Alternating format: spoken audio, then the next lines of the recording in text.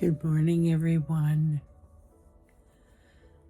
I was just prompted to come on here and do a video because today is the visitation of my brother-in-law, Jonathan, who passed away December 30th. His funeral is tomorrow. And that is back in Minnesota, so I won't be able to attend, but I'll be able to watch the live stream tomorrow, which really, I'm so grateful for that. And I won't be there in person with family, but I'll be able to see them if they show, the audience or the people attending, as they often do during a church service. Maybe I'll get a glimpse of some of my family, but I'll be with them in spirit. And just feeling sad since Jonathan passed away. I have a trip planned to Minnesota in April, and Jonathan and Shirley plan to host me part of that trip.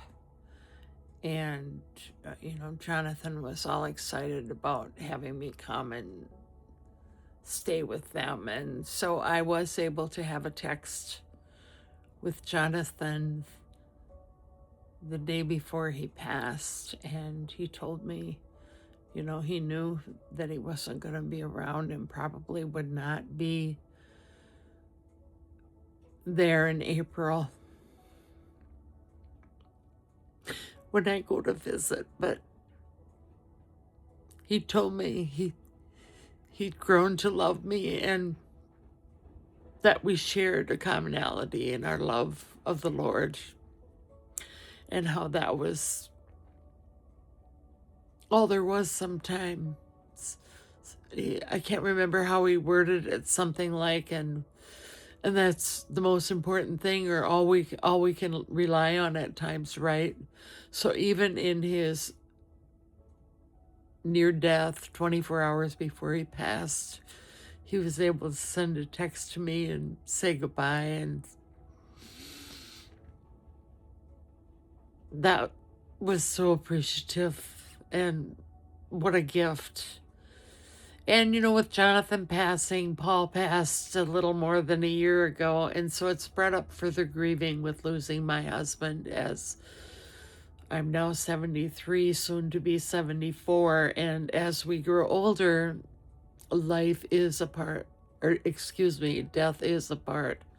of life. Death on this earth is part of life. But as we pass on, if we received our salvation in Jesus Christ, our bodies waste away, but our spirit lives on forever in heaven.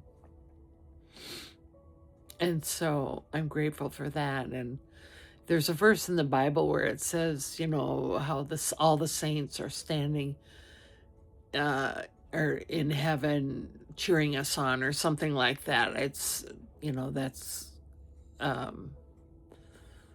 my surmising it from memory, but I can't exactly remember where that verse is in the Bible, but something about that all the saints in heaven are standing in the grandstands of heaven cheering us on.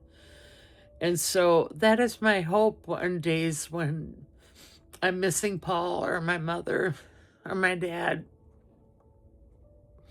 And now Jonathan and my brother-in-law Jeff is in heaven, and another brother-in-law, Jim, and Mike, and I'm believing they're up there cheering us on. And so I didn't expect to cry, but those of you who know me well know that I wear my heart on my sleeve at times. And so we can live this life with joy in the journey. And that's what I've asked for this new year, that God would help me as I walk through trials of life. And there will be trials. In the Bible it says, and you in this world you will have trouble. Jesus said that. But then he added, but I have overcome the world. So if you believe in Jesus and have him in your heart, you're an overcomer. So I praise God for all he does. And despite the cloudy days, the sun is shining through. You know, yesterday morning, I took Cookie out for potty, and it was about 7:45, and I looked to the east. The sun was rising in the east, and it was so beautiful. I snapped a picture of it. And when the picture was developed, you could see the round sun, you know, usually how you just see the brilliant light, but actually it captured the round sun. It was beautiful. I sent it to a couple of sisters of mine. But just a reminder that, you know, we've had cloudy days, day after day of clouds. And sometimes in the winter, in the colder climates where the sun doesn't shine a lot in the winter. What a awesome reminder to step outside and see the sun shining in the east. A reminder that there are breakthroughs. So whatever you're going through today, breakthrough is coming. Believe that. Jesus is here all the time. He's always with us. So the light of Jesus is always shining, but we don't always see it. As human beings here on this earth, we don't always see it. So God sends us reminders. I love you all. Take care and have a blessed day.